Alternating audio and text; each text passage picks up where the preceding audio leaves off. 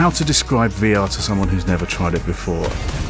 VR blasts through some of your preconceptions. The real challenge is it's unlike anything you've ever experienced.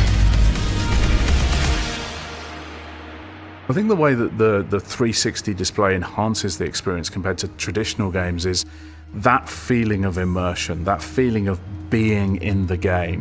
This place is incredible. Imagine getting yourself and putting yourself actually into that game world, meeting characters for the first time and actually, touching the world around you.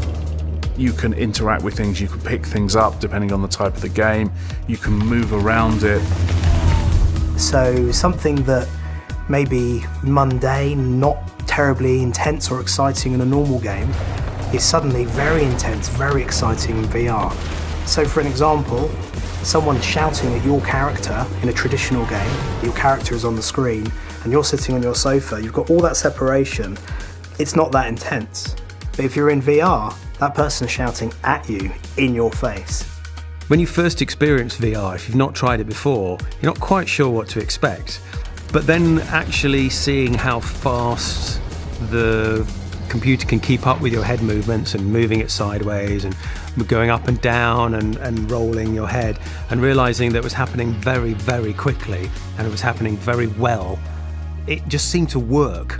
It's still surprising me when I look around the studio and see people playing the game, pointing at things that they're seeing that no one else can see, but they're in the headset and they're kind of in that world, and you just forget you're in there. It is very potent.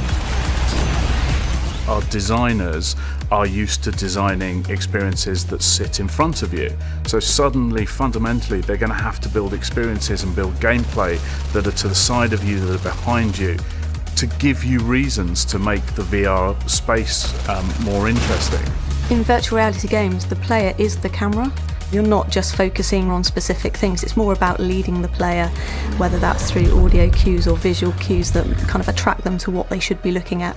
From a gameplay point of view, we tend to ramp things up quite slowly, so introducing people into the experience without making things too hectic or overbearing, because basically when you get into a huge battle situation and you've got several aircraft firing at you, it can be very overpowering because you're in this world and suddenly everything's firing at you. It's important that you give people the time to get used to the virtual experience without forcing them to save the world at the same time.